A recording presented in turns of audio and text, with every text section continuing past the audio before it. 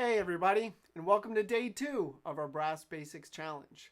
So today, I want to talk to you about 3 things. But first, I want to ask you, how did yesterday go? Did you notice any good distinctions? Did you notice, were you frustrated a little bit? Maybe you thought it was an easy exercise and maybe it wasn't as consistent, or maybe you noticed some hang-ups in your sort of smoothness of using the air in and out, all that kind of stuff. Either way, I would encourage you to keep doing that exercise until you get to a pretty darn high success rate. In the mid to upper 90% of the time, you're able to breath attack pretty much any note in your range. Let's say low G to high C, okay? So today I want to talk to you about 3 things: sound, projection, and tonguing. If you and I were to have a conversation about projection, ultimately, we would start talking about sound. Who was really great at this? Who was really great at projecting a great sound? Herseth.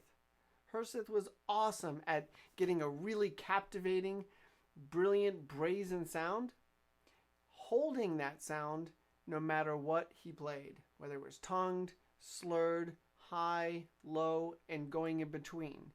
And that's what I want to talk to you today about. How do we do that? And why is that important?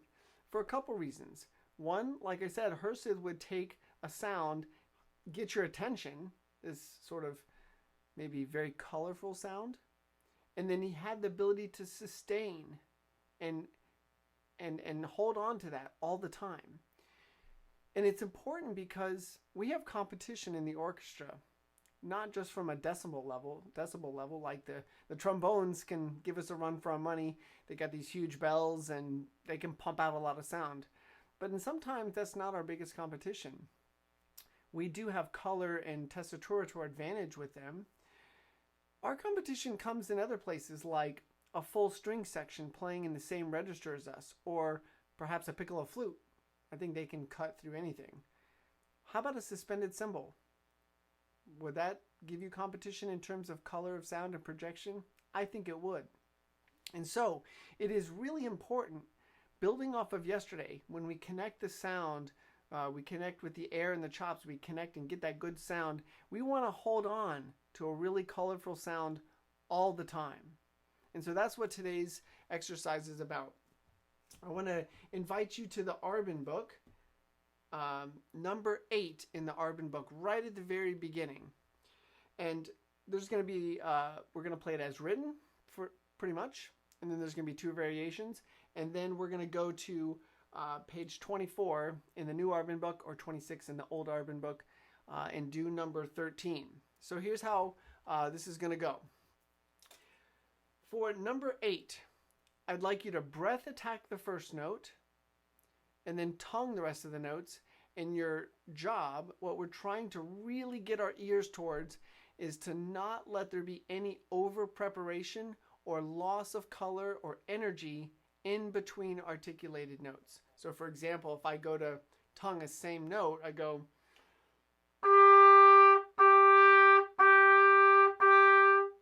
that little bit of space, nothing. There's no sound. Even if you tried to connect it, if the sound didn't stay interesting and there's like a slow preparation of the tongue, that's going to make a big difference in your ability to hold the audience's attention when you're playing something soloistic or divided up with a lot of rhythm. Okay, so number 8, here's how we're going to go. Let's put the metronome, I don't know, maybe around 67, 68. Here we go. And I want you to breath attack the first note and then tongue all the other ones. And again, holding on to the sound, noticing, really using your ear to guide you. Am I holding on to the sound in between articulations? Here we go. 1, 2, ready.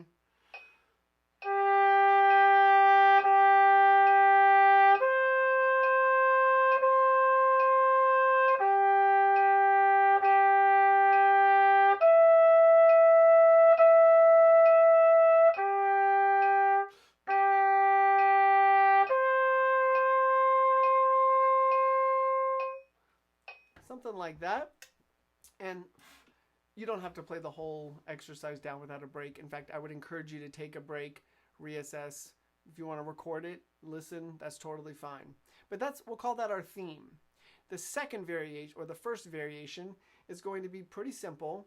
But again, remember that the more times we engage the tongue, the more possibility is that we're putting space, losing sound, losing energy, losing the attention of our audience.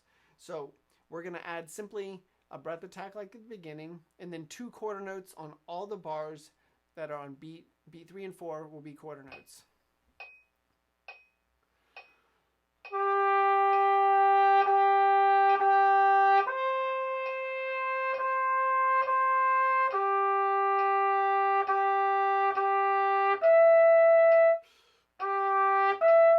Okay, that's the idea.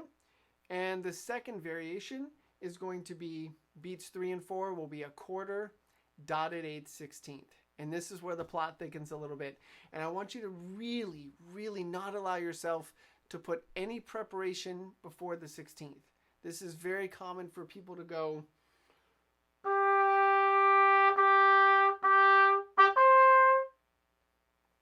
And it might feel very secure rhythmically, but from a sound profile standpoint, half of the sound is now gone in terms of preparation for articulating the next note. And that's where I really want to get your ear holding on to that colorful sound in between the notes.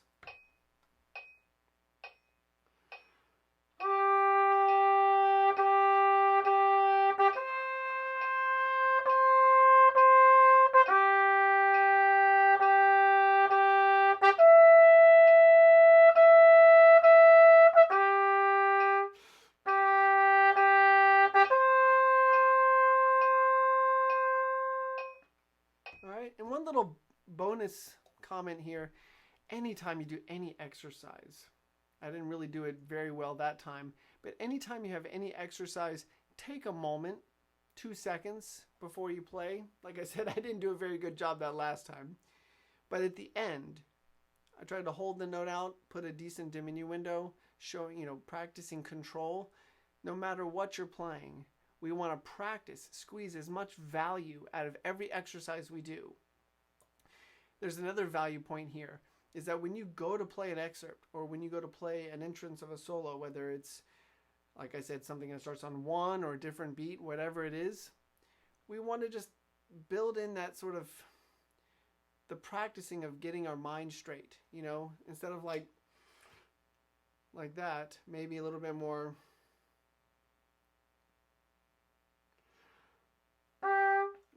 A little bit of that is going to go a long way in you accessing good form. All right, so are we clear on number 8? As written, always with a breath attack on the first one to connect, get the chops in a good place with the air, then holding onto the sound no matter what the rhythm variation is. Okay, so let's flash forward to page 24, and we're going to talk about this rhythmic figure number 13 here. For the first exercises that we just did, these are slow enough, basic enough, that you really have a good chance of noticing and honing in on the quality of what the point of the exercise is, holding on to that sound. This is going to be a little bit more of a challenge from a conceptual endurance standpoint. Can you sustain these dotted 8th notes and really not over prepare for the 16th? Now there's one little point of rub here. I don't want you pressing through in an amusical way. So you could do this.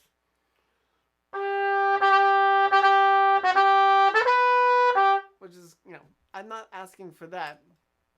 But I'm asking for if there is very slight, and if you listened and watched this through a WAV file, if you recorded this into a Pro Tools, TE Tuner or whatever, if it's still captivating and having a great sound, you're still going to notice a little daylight. I think a little bit is okay, but we want to make sure that the sound profile that we leave and articulate in that sliver of light there is exactly what it was when it started. Okay, so that we don't have this like that. So color all the time. So let's do this one a little bit faster. Let's do this around 80.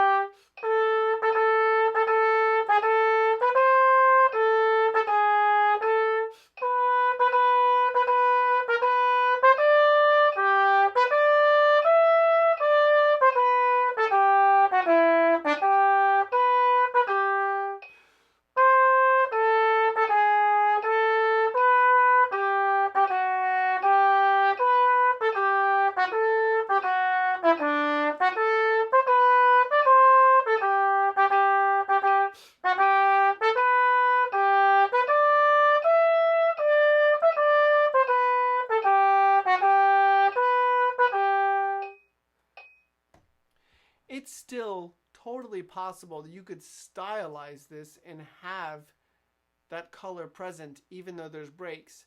But it's a lot easier to practice this from a sustained standpoint, and then perhaps getting your ear attuned to that consistency of color, that you keep it when you do add a little space.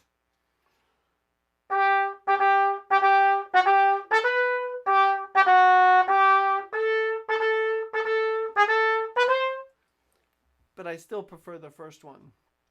All right, so that concludes our lesson for today. Basically, the idea of sustain, projection, color of sound, no matter what the rhythm, no matter what the interval, which is tomorrow's lesson around intervals. How do we get them all to feel closer together? But today is about, we need to have that consistent sound profile that you set up with a breath attack, and then when the articulation happens, we maintain that as much as possible for projection and musical interest. Thanks so much, and I'll see you tomorrow. Bye.